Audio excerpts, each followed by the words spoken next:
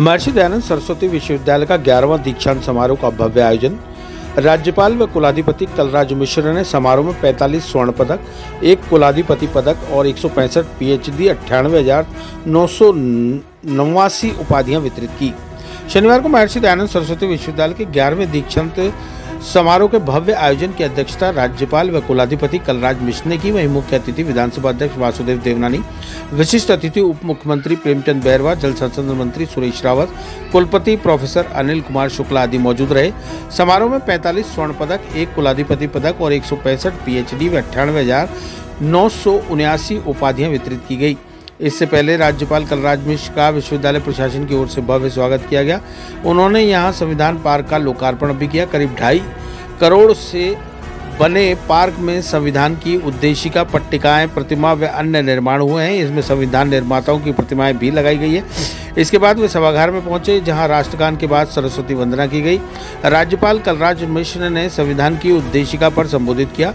समारोह को संबोधित करते हुए राज्यपाल मिश्र ने कहा कि सबसे पहले बेटियों को बधाई देता हूं, जिनकी संख्या ज्यादा रही। उन्होंने कहा कि स्वर्ण पदक 46 थे, इनमें से 25 यानी 55% छात्राएं रहीं। इसी प्रकार पीएचडी में 165 में से 79 छात्राएं यानी 54% रहीं। उन्होंने महर्षि दयानंद सरस्वती के बारे में भी विस्तार से जानकारी दी, उनके बताए आदर्श को जीवन में उतारने का आह्वान किया। राज्यपाल मिश्र ने कहा कि हमें नई शिक्षा नीति में अनुसंधान व शोध पर ज्यादा ध्यान देने की आवश्यकता है। साथ ही रोजगार पैदा करने की क्षमता रखने वाली शिक्षा हो, शिक्षा ऐसी हो जिसमें बेहतर मानव संसाधन तैयार हो, युवा शक्ति मेक इन इंडिया की तरफ आगे बढ़े, प्राचीन ज्ञान पर ध्यान दे और गुलामी की मानसिकता वाली शिक्षा से बाहर निकले। युवा शक्ति के सर्वांगीण विकास की राह आसान हो, ज्ञान के साथ अर्थ का भी योग है। विधानसभा अध्यक्ष व अजमेर उत्तर विधायक वासुदेव देवनानी ने कहा कि शिक्षा से जीवन को कितना सार्थक कर सकते हैं, इस पर चिंतन जरूरी है।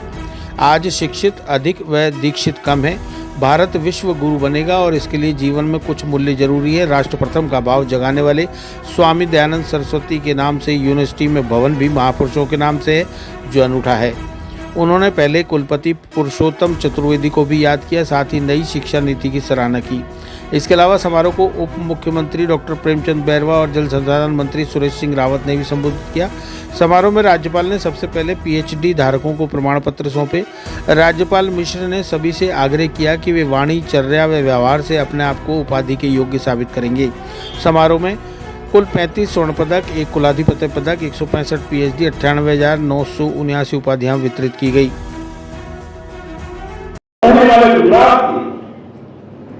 पूरे देश भर में भ्रमण करके एक अद्भुत प्रकार का आप चिंतन करने के लिए लोगों को प्रेरित करने में उन्होंने सफलता प्राप्त की। यह बहुत महत्वपूर्ण है कि जो नई शिक्षा नीति बनी है वह पूरी तरह से विद्यार्थी केंद्रित है। यह प्राचीन भारतीय ज्ञान के आलोक में ऐसे पाठ्यक्रमों के निर्माण पर जोर देती है जिससे विद्यार्थी हमारे संस्कृति से जुड़े जीवन मूल्यों में आधुनिक विकास को अग्रसर हो सके। नई शिक्षा नीति में दिया है जहां आधुनिक ज्ञान को हम प्राप्त करके आगे बढ़ने का प्रयास करते हैं भौतिक दृष्टि से, वही प्राचीन ज्ञान भी बहुत आवश्यक है। प्राचीन ज्ञान में आध्यात्मिकता और भौतिकता का समन्वय है। आध्यात्मिक दृष्टि से हम कैसे आत्म विकास कर सकते हैं और भौतिक दृष्टि से सबसे नवीनतम तकनीक को विकसित कर सकते हैं। अनेक महापुरुषों का नाम सुनेंगे तो आपका आश्चर्य होगा।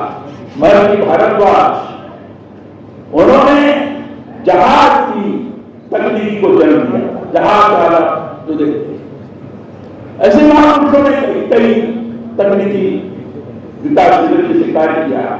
इसे प्राचीन ज्ञान के साथ आधुनिक ज्ञान को और हम बढ़ाएं, यह आज की शिक्षा नीति की विशेषता है। उसमें ये बात कही, इस नीति में कौशल विकास पर विशेष जोर दिया गया है। मैं आपको बताना चाहूंगा कि कौशल विकास संबंधित शिक्षा कक्षा 6 से प्रारंभ की जा रही है नई शिक्षा नीति के अंदर। कक्षा 6 से प्रारंभ करने का तात्पर्य कि लड़के की रुचि किधर है, आगे कैसे जा सकता है, उस दिशा में उसको शिक्षा देने का प्रयास करना चाहिए। और उससे आगे बढ़ता हुआ जैसे भी शिक्षा प्राप्त करेगा, कौशल विकास को ध्यान में रखते हुए उसके अंदर आत्मविश्वास का जागरण होगा। तब बेकार नहीं रहे। हमारे यहाँ हमारे अंदर कौशल है, हमारे अंदर व्यवहारिक ज्ञान है, हमारे पास इतनी सारी चीजें हैं जिससे आप सब लोग अपने कौशल विकास के बाद कर सकते हैं और अपने ही नहीं, अपना तो रोजगार हम बढ़ा ही सकते हैं, दूसरों को भी रोजगार हम दे सकते हैं। इस प्रकार की शिक्षा के प्रारंभ से चलाने का प्रयास किया गया।